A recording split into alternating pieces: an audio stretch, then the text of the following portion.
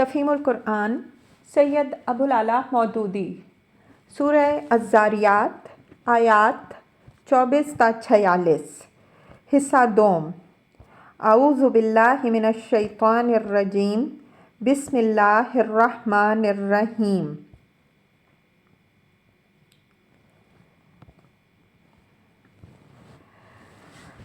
لنرسل علیہم حجارۃ من طین تاکہ اس پر پکی ہوئی مٹی کے پتھر برسا دیں، مسومۃ عند ربک للمسرفین جو آپ کے رب کے ہاں حد سے گزر جانے والوں کے لیے نشان زدہ ہیں۔ تفسیر یعنی ایک ایک پتھر پر آپ کے رب کی طرف سے نشان لگا دیا گیا ہے کہ اسے کس مجرم کی سرکوبی کرنی ہے۔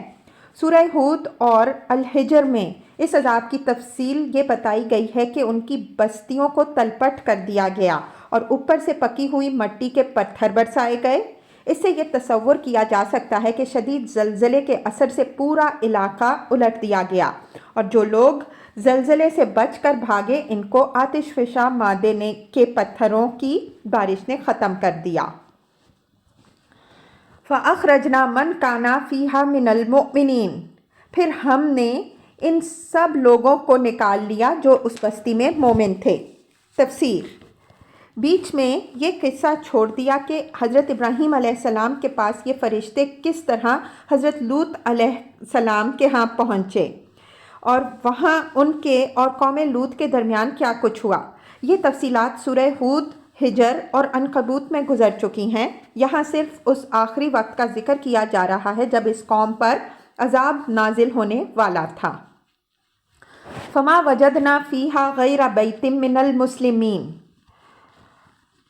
اور وہاں ہم نے ایک گھر کے سوا مسلمانوں کا کوئی گھر نہ پایا۔ تفسیر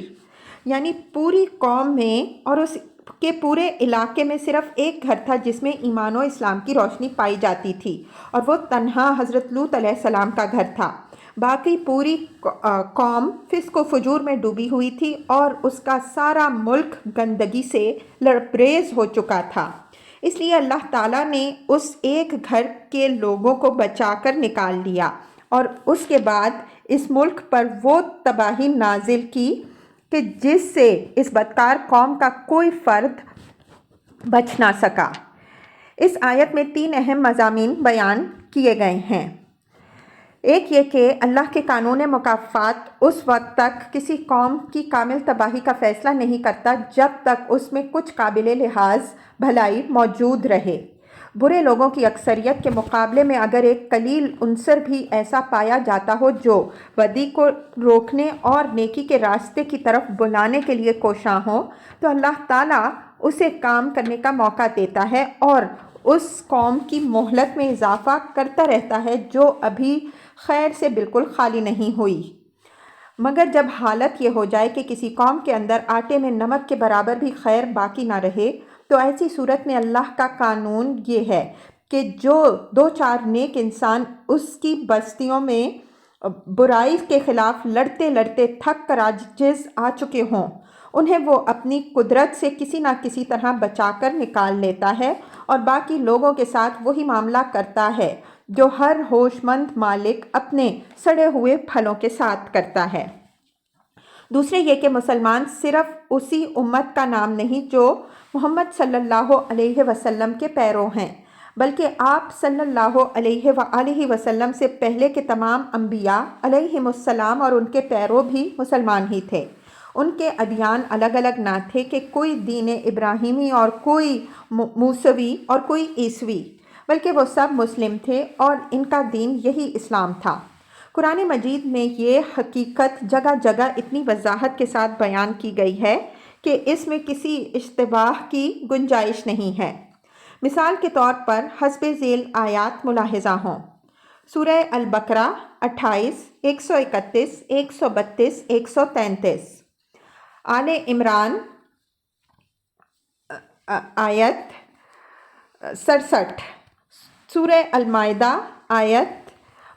44، 111، سورہ یونس آیت 72، 84، سورہ یوسف آیت 101، سورہ اعراف آیت 126، سورہ نمل آیت 31، 42، 44۔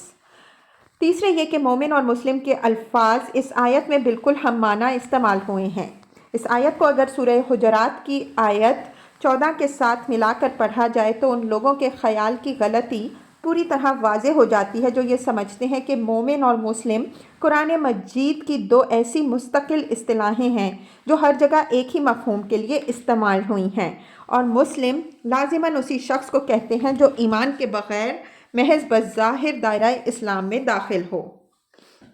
مزید تشریح کے لیے ملاحظہ ہو تفہیم القرآن جلد پنجم، تفسیر سورہ حجرات، حاشیہ 31۔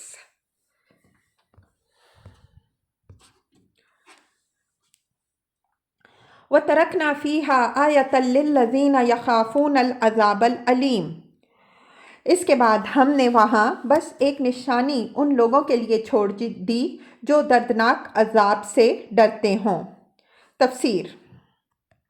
اس نشانی سے مراد بحیرہ مردار ڈیڈ سی ہے، جس کا جنوبی علاقہ آج بھی ایک عظیم الشان تباہی کے آثار پیش کر رہا ہے۔ ماہرین آثار قدیمہ کا اندازہ ہے کہ قوم لوط کے بڑے شہر غالباً شدید زلزلے سے زمین کے اندر دھنس گئے اور ان کے اوپر بحیرہ مردار کا پانی پھیل گیا، کیونکہ اس بحیرے کا وہ حصہ جو اللسان نامی چھوٹے سے جزیرہ نما کے جنوب میں واقع ہے، صاف طور پر بعد کی پیداوار معلوم ہوتا ہے، اور قدیم بحیرہ مردار کے جو آثار اس جزیرہ نما کے شمال میں تک نظر آتے ہیں وہ جنوب میں پائے جانے والے آثار سے بہت مختلف ہیں۔ اس سے یہ قیاس کیا جاتا ہے کہ جنوب کا حصہ پہلے اس بحیرے کی سطح سے بلند تھا، بعد میں کسی وجہ سے دھنس کر نیچے چلا گیا۔ اس کے دھنسنے کا زمانہ بھی 2000 برس قبل مسیح کے لگ بھگ معلوم ہوتا ہے، اور یہی تاریخی طور پر حضرت ابراہیم علیہ السلام اور حضرت لوط علیہ السلام کا زمانہ ہے۔ 1965 میں آثار قدیمہ کی تلاش کرنے والی ایک امریکی جماعت کو اللسان پر ایک بہت بڑا قبرستان ملا جس میں 20,000 سے زیادہ قبریں ہیں۔ اس سے اندازہ ہوتا ہے کہ قریب میں کوئی بڑا شہر ضرور آباد ہوگا، مگر کسی ایسے شہر کے آثار آس پاس کہیں موجود نہیں ہیں جس سے متصل اتنا بڑا قبرستان بن سکتا ہو۔ اس سے یہ شبہ بھی تقویت پاتا ہے کہ جس شہر کا یہ قبرستان تھا وہ بحیرہ میں غرق ہو چکا ہے۔ بحیرے کے جنوب میں جو علاقہ ہے اس میں اب بھی ہر طرف تباہی کے آثار موجود ہیں، اور زمین میں گندک، رال، کولتار اور قدرتی گیس کے اتنے ذخائر پائے جاتے ہیں جنہیں دیکھ کر گمان ہوتا ہے کہ کسی وقت بجلیوں کے گرنے سے یا زلزلے کا لاوا نکلنے سے یہاں ایک جہنم پھٹ پڑی ہوگی۔ مزید تشریح کے لیے ملاحظہ ہو تفہیم القرآن جلد سوم، سورہ الشعراء، حاشیہ 114۔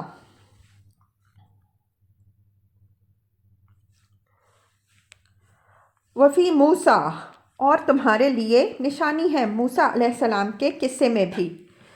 اذ ارسلناہ الی فرعون بسلطان مبین، جب ہم نے اسے صریح سند کے ساتھ فرعون کے پاس بھیجا۔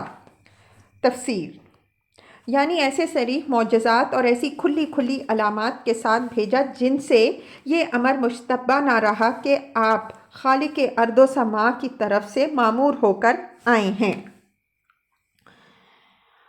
فَتَوَلَّىٰ بِرُكْنِهِ،